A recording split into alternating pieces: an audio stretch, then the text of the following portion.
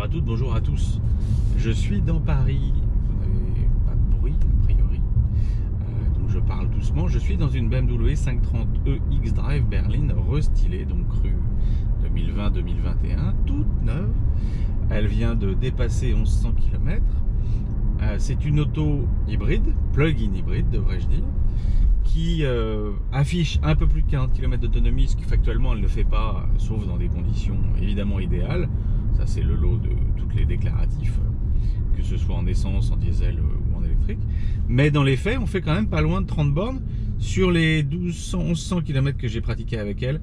Donc beaucoup d'autoroutes, j'ai quand même abattu en allant bosser, donc dans Paris, 191,8 km. C'est quand même plutôt balèze. Pourquoi ? Le matin, quand vous allez travailler, vous ne démarrez jamais le moteur. Donc vous utilisez les annexes, la pompe à chaleur pour le chauffage, puisque le moteur ne tourne pas. Et pour preuve, hier je m'en suis aperçu, il faisait assez frais dans la capitale. Une demi-heure après avoir démarré, je regarde dans le rétro, je m'aperçois que j'avais beaucoup de fumée de condensation. Et en fait, le moteur thermique venait de démarrer. Donc il était froid. Là, en l'occurrence, j'affiche depuis le début 7,4 litres de moyenne.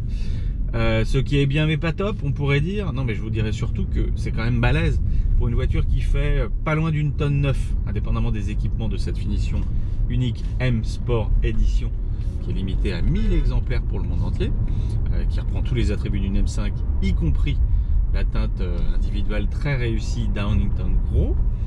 Cette auto, donc, une tonne 9, soit 160-170 kg de plus qu'une berline X-Drive hypothétique 4 cylindres essence, puisqu'elle n'est pas en vente.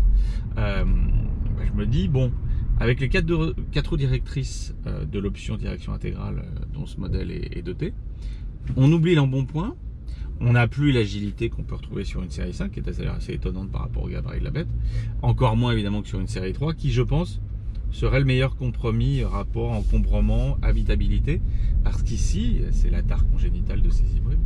Vous vous retrouvez avec un réservoir d'essence qui est amputé, qui ne fait pas 50 litres, et vous vous retrouvez surtout avec un coffre qui lui aussi est salement amputé, et ça c'est plus emmerdant, j'ai envie de vous dire, parce qu'une familiale de ce gabarit, dans laquelle vous ne pouvez pas mettre tous les bagages que vous êtes habitués à trimballer avec femmes, enfants, chiens, hypothétiques, c'est un peu court. Donc on a envie de viser quoi ? Le touring.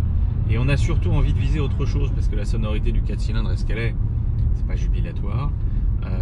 Elle va à la 545e, qui est un modèle qui va arriver là, qui est déjà en commande, et qui arrive en livraison dans les semaines qui viennent, qui n'est ni plus ni moins qu'un modèle qui est issu qui reprend la cinématique X5, dont vous savez tout le bien qu'on en avait pensé lors de l'essai, parce qu'on se retrouve sur une vraie bavaroise historique, avec un 600 lignes, essence, mélodieux, on a 394 chevaux, évidemment le coût est en rapport, mais quitte à vouloir viser, sinon l'écologie, en tout cas l'hybridation, à se trimballer dans les villes en les traversant sans bruit, tout en profitant quand même de ce qui fait le piment d'une BMW, je pense que la 545e sera autrement judicieuse. Là on est peut-être plus sur une voiture qui va séduire les patrons de boîte, ou en tout cas les cadres supérieurs, qui pourront habilement contourner la TVS. Vous voyez, le problème, c'est qu'on devient totalement intolérant quand on roule en électrique ou en hybride. Moi-même, qui roule aussi en 2 roues électriques en l'occurrence, je supporte de moins en moins tous les gros glandus qui se retrouvent sur des scooters et qui, en collant dessus un Akrapovic, un Leo Vinci ou je ne sais quoi, ont la conviction d'être Valentino Rossi ou Zarco. Bilan des courses, là, je viens de suivre un pépère qui est passé à 2 doigts de la mort parce qu'il a déboulé comme un gros gland sur le périph' à 100 et qu'un autre gland de sa communauté a fait un écart, n'est-ce pas? Tout ça, c'est la même typologie de conducteurs du matin sur le périphérique parisien. Ce sont des gens qui roulent tout seuls et qui ne regardent pas dans les rétros. Donc, la dite 206 a déboîté son clignotant. Le pépère, avec son AK de chez Kymco, un excellent choix par ailleurs, a failli s'y mettre. Bilan des courses. Est-ce qu'il est vraiment utile de remonter à 100 ou 110 en interfile quand c'est soudé 2 mondes sur le périph' et quand le dit monde est composé à 95% de personnes non réveillées? Je dis non.